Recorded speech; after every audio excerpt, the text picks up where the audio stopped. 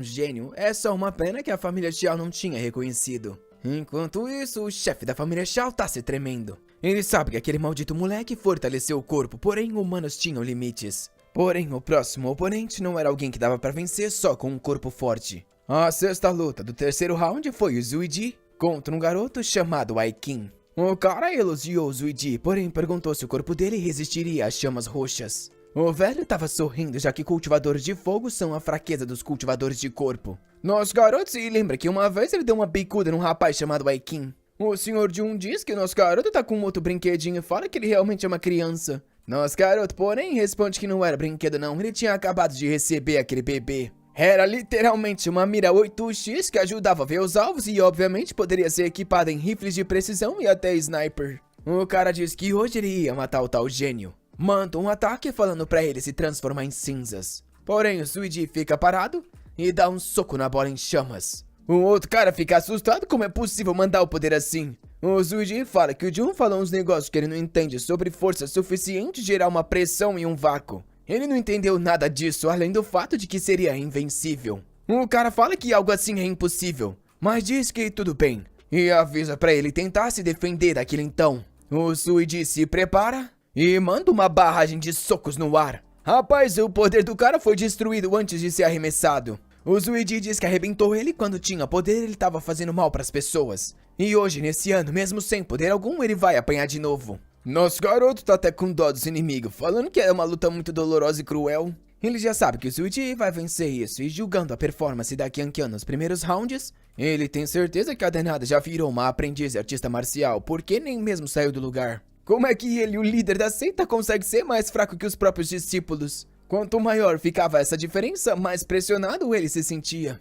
Porém, os oponentes se tornariam mais fortes quando os rounds fossem passando. Eles tinham que continuar dando o melhor e fazer com que ele se sentisse cada vez mais pressionado. 5 discípulos haviam entrado no quinto round e ele avançou mais 10%. O pessoal estava impressionado que em 5 rounds nenhum discípulo do Osso de Aço havia sido removido da competição. Como é que uma seita lixo de rank 9 tinha tanta gente forte? Porém, alguém estava sorrindo, falando que ele poderia aproveitar o triunfo de agora. Por mais que aquele perdedor tivesse chego até ali, ele não venceria do gênio da família Xiao. Com isso, foi anunciada a luta entre o Linie e o Zuiji. O cara estava confiante. O Linie vinha praticando no Vale Sem Som por meses seguidos. Porém, na plateia, o pessoal parecia estar apostando mais no Zuiji pelas performances daquele dia. O Linie estava morrendo de raiva e falou que hoje iria provar quem era o mais forte daquela família. Porém, o Zuiji só falou que ele não tinha chance de vencer. O Linie respondeu que ele já estava no estágio de abertura e era um artista marcial, enquanto o garoto não tinha poder. Então, como é que ele planejava vencer aquela luta? O velho parecia perceber que o Linie fugiu do controle, porém ele se tornaria mais forte ainda e calmo assim que destruísse o Zuiji. O Linie ativa a explosão de 1000 palmas e diz que aquele é o fim do Zuiji. Porém, o chão embaixo dele começa a ser destruído e ele diz que já falou. O ataque acerta em cheio e ele avisa que o Linie não vai vencer aquilo. Os ataques no máximo estavam destruindo a roupa dele. E o pessoal estava assustado, não é comum que alguém receba um ataque assim e nem saia do lugar. O Linie falou que sabia que ele tinha ficado forte, porém não imaginava que ele ia aguentar um golpe de 1250 quilos. Porém não importava, se um ataque não funcionava, ele só precisava acertar 2 e 3 ou quantos fossem necessários. O Linie sai pro lado, e o Zuiji só fica observando. O cara parece estar confiante que ele não se moveu. Vai pelas costas e diz que se esse é o caso, ele ia morrer naquela hora. Rapaz, dá-lhe uma martelada na nuca. O cara diz que não esperava que ele ia tentar se esquivar assim. Manda mais uma palma e diz que pelo jeito ele ainda tem coragem de lutar. Ele estava confiante e o Zuiji notou algo. O cara acertou mais uma palmada no peito dele e falou que ele era um ótimo saco de pancadas. Porém, enquanto apanhava, o Zuiji falou que a mão direita era 150 quilos mais forte que a outra. Mas até onde ele se lembrava, ele costumava lutar com a esquerda. O cara perguntou do que ele estava falando e deu um ataque duplo explodindo ele inteiro. O Zuiji fala que o cara vem cultivando tanto que se esqueceu de praticar a parte física. Com isso, joga o Linie pra longe. Ele cai no chão se perguntando como isso era possível. Porém, no mesmo segundo, o Zuiji já tá do lado. E dessa vez, dá-lhe um ataque no braço. O coitado é jogado longe. Porém, já volta e começa a atacar o Zuiji de novo. O velho não entendia como ele conseguia ter a mesma velocidade do Linie sem usar nenhum poder de aura.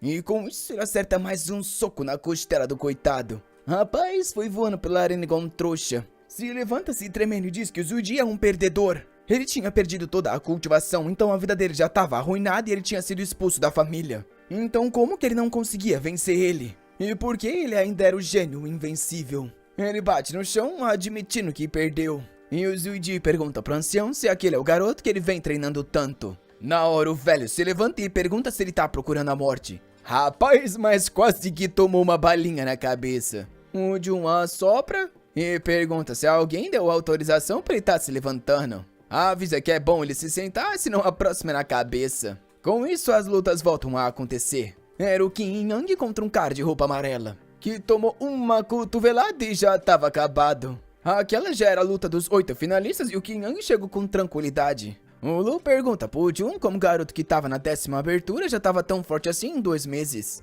Ele queria saber como o Jun treinou eles e por que ele tava suando tanto assim. Nosso garoto tava pensando que o Qin Yang já tinha mais cultivo do que ele, pelo visto ele era o 3º mais forte da seita agora. Ele fala que o sistema tem que entregar uns hacks melhores, como é que ele tá sendo humilhado pelos discípulos desse jeito? O sistema diz que ele vai receber o que é assim que completar essa missão. O Xiaomo vence a partida dele e a Qian Qian vence a dela. Agora era a primeira luta entre os membros do Osso de Aço, Tianqi contra o Zuidi. Tava todo mundo ansioso para aquela luta. Eles se encararam por um segundo, sumiram do nada e todo mundo já ficou assustado com a velocidade. Rapaz, os garotos pareciam irmão brigando. Os dois prepararam um ataque parecido. Era um Jokenpo. E o Zuidi venceu com o Tianqi perguntando por que ele não colocou papel igual falou. Ele disse que tinha previsto a previsão que ele tinha previsto e por isso que a vitória é dele. O pessoal fica todo confuso com essa luta. E começa a reclamar perguntando se eles são um monte de palhaço pra tá ficando ali assistindo o Jokenpo.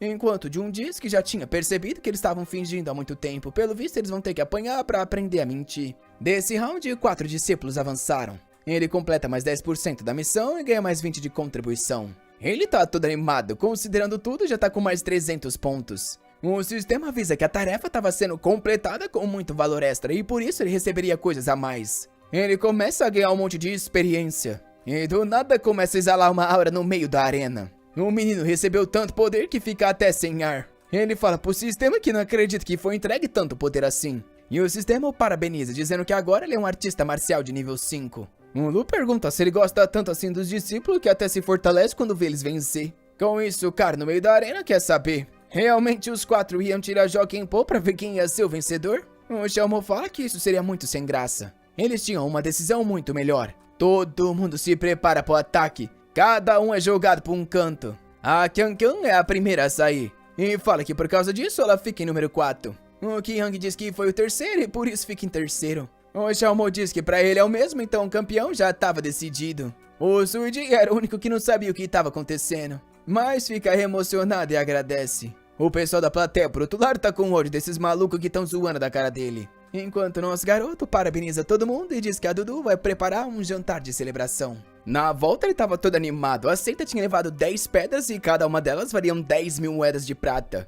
Porém os moleques só queriam tirar aquela roupa ridícula, mas nosso garoto falou que os menininhos tava lindo assim. Então falou pros 3 artistas marciais aparecerem e fazerem parte da comemoração. O Qin Yang tava confuso com isso, mas nosso garoto falou pra eles que estavam o seguindo aparecerem logo. Ele só queria saber se eles eram da seita da Água Nascente ou da família Xiao. E antes de tudo, queria agradecer eles porque vão servir de teste pro novo poder que ele tem. Rapaz, em um segundo ele já tava cortando uns 3. Os caras não tinham nem reagido e já tava todo mundo caído. O Jun se aproximou e pisou no peito de um, notando que tinha algo no bolso dele. O chamou então chamou e falou pra prestar atenção. Parecia que todos eles já estavam mortos. Nosso garoto perguntou se esses rapazes eram kamikaze, sem ver que já tinha mais 2 na frente dele. Os caras se aproveitaram da distração pra acabar com ele. Porém, o Jun não era bobo e sabia que ninguém vai numa missão de assassinato com tag de identificação. Porém, seja lá quem era o chefe deles, ia aprender uma lição hoje. O Jun percebeu que agora que ele é um aprendiz nível 5, esses caras nível 2 é muito fraco pra ele.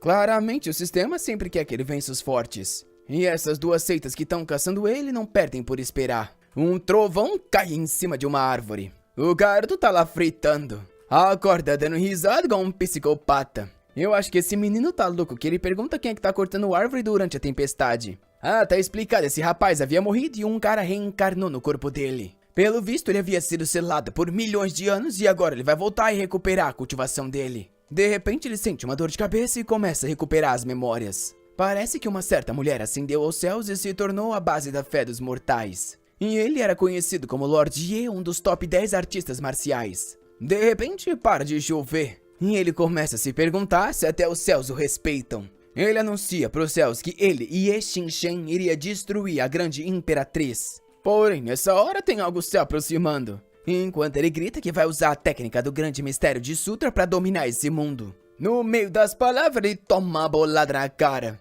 Alguém diz que a bola de futebol caiu na cara de alguém. Os caras se aproximam dizendo que o rapaz é muito azarado para ter atrapalhado o jogo deles assim. Óbvio que é os comparsa do Jun que pergunta se eles não podem abandonar o menino ali e fingir que nada aconteceu. Nosso garoto fala que eles não podem abandonar o rapaz, eles vão levar ele pra seita e curar ele. Ele é o Ye Xingchen. Ele era um artista marcial que dominava todo o continente. Porém, alguém o acertou com uma arma secreta. Ele não sabe aonde ele tá, mas parece que alguém o ajudou. Porém, ele precisa fugir dali logo para achar um lugar com muita energia espiritual e começar a cultivar. Porém, de repente, ele toma mais uma bolada na cara. Ele é o Ye Xingchen, que costumava ser um deus marcial. Nessa hora ele para e percebe que já falou isso uma outra vez, não? Ele precisa achar um lugar com muita energia espiritual. Ele percebe que também já falou isso. Quando o Jun abre a porta na cara e pergunta se ele acordou. O coitado diz que de novo aconteceu isso. Nosso garoto pede desculpas e diz que não imaginava que ele tava logo ali atrás. Ele é o Ye Xingchen e agora tá querendo matar esse cara. Nosso garoto se apresenta e pede pra ele tomar cuidado quando entrar no campo de futebol deles. Ele ficou desmaiado vários dias seguidos. E então se apresenta como Jun, o líder da seita do osso de aço. O Xingchen fala que o nome da seita é um lixo e ele também parece ser um lixo. Nosso garoto diz que pelo visto ele tem bastante conhecimento do mundo e pergunta quem ele é. O garoto só fala pro Jun saber que ele é alguém com quem ele não pode mexer. Se aproxima e diz que é melhor não mexer com ele, senão... Pum! Ele tomou uma bolada na cara e alguém pede desculpa. O Jun, vendo que ele tomou mais uma bolada, diz que o time tá precisando de um goleiro desses. Porém, ele notou que a conversa desse cara parecia muito madura pra um garoto tão novo. Por acaso era outro gênio? Ele é o Ye Xingchen. Nosso garoto já grita pra parar de repetir essa desgraça. Pergunta se ele já tá pronto pra entrar na seita e diz que tem vários benefícios. O garoto diz que esse lugar é um lixo e nem ferrando que ele vai se juntar. Porém, o Jun pergunta se ele é um tipo de deus marcial pra tá recusando e avisa que ele tem 3 segundos se não ia ser forçado.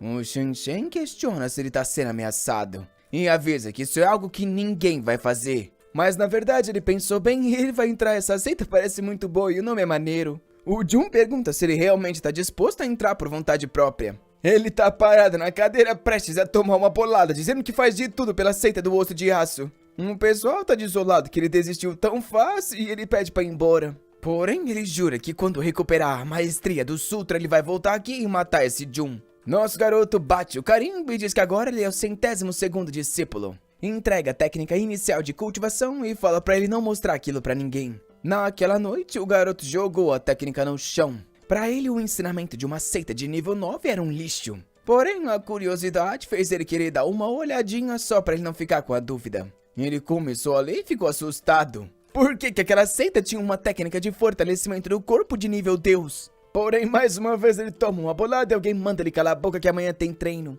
Capítulo seguinte pergunta o que define um assassino. Alguém que consiga matar o alvo com 10 movimentos sem deixar nenhum traço. Ou alguém que só deixa sua hostilidade ser notada logo antes de matar o alvo. Isso sim é o que um assassino profissional faz. E a morte agora estava vindo pra ele. Porém, a faca bate no livrinho. O careca se pergunta que tipo de escritura de bambu é tão resistente como essa. Aquilo na verdade era um manuscrito de como ser um bom líder de seita. Na hora o cara já sai correndo, falando que um assassino que falha no primeiro golpe tem que escapar. O Jun sorri, pelo visto esse cara era habilidoso, já que ele só notou quando tava tão perto assim. Só que era uma pena. Não dava pra fugir da seita do osso de aço assim tão fácil. E o coitado dá de cara numa barreira. Ele se pergunta por que aquilo foi colocado ali. E cai igual um trouxa no chão. O Jun fala que eles não podem tentar o mesmo truque 2 vezes. A seita tava com uma proteção de formação júnior que custava 50 pontos pra fazer e 1 pontinho pra manter. Nosso garoto falou que o estilo de cabelo do rapaz era bem especial.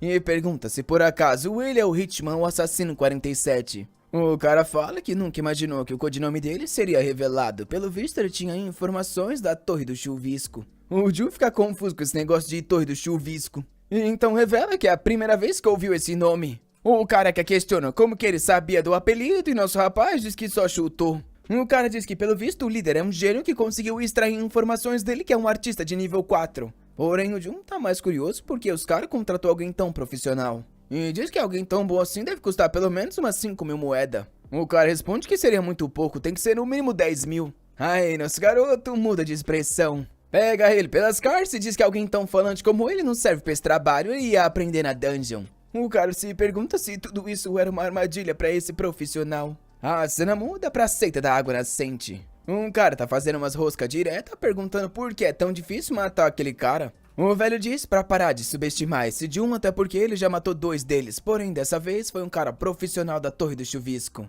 Não tinha com o que se preocupar, esse cara é o Wei Wuxi, que é o líder da seita da água nascente. O cara do Black Power tá com raiva de ter que ficar enviando o assassino pra se vingar. Porém o líder diz pra ele se acalmar, porque assim que o Jun tiver morto eles vão se vingar. Eles vão até aquela seita matar cada um dos discípulos e pintar o chão de vermelho. Nisso o líder vê outro cara e pergunta o que traz o Sr. Qin ali. Esse cara é o Qin Haoran e é o líder da Aliança das Senseitas. Ele pede desculpas por não terem eliminado Jun ainda e diz que não podem deixar um cara como aquele livre por aí. Ele não ia parar até que aquele cara tivesse aleijado ou morto. Porém é nessa hora que alguém do lado diz que pelo visto esse é o tal grande líder. É o Jun de cima da muralha que diz que tá vendo um momento memorável. O cara diz que já havia sentido ele e pergunta o que era de memorável ali. O Jun fala que a destruição da seita da água nascente seria memorável. O Black Power grita falando que vai matar ele, porém o velho manda se acalmar. E avisa que se o garoto tá ali, isso significa que o assassino morreu. O Jun então diz que vai ser generoso.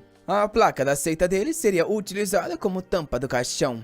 E ele avisa o Sr. Qin para não se envolver, senão a união das senseitas também seria dissolvida. Porém o cara diz que ele realmente é corajoso em estar pensando em destruir aquele lugar na frente dele. Nosso garoto só joga a placa e fala para ele fazer a escolha certa. Ela vai na direção dos 2 caras da nascente que estão em choque. Porém o Qin pega ela no ar. Diz que o Jun tá no nível 5 de um aprendiz marcial, porém tem a força de alguém do nível 7. Ele não sabe de onde ele tem essa força extra, porém tinha que se lembrar que ele é um nível 9. E o que ele ia fazer agora era pedir desculpa pra todo mundo. Nessa hora já tem uma bala vindo na cara. Rapaz, desvia por pouco e o cabelo é cortado. O Qin pergunta se é por isso que ele se sente tão confiante, mas avisa que agora o truque dele já tinha sido exposto. Porém é aí que ele escuta um grito nas costas. O cara do Black Power já tinha ido parar na outra vida. E nosso rapaz diz que pelo visto alguém no nível 9 mal consegue desviar de uma bala. O Qin questiona o porquê ele quer acabar com a seita da água nascente e pergunta por que ele tem tanta malícia. O Jun só explica que a seita da água nascente se juntou com os bandidos.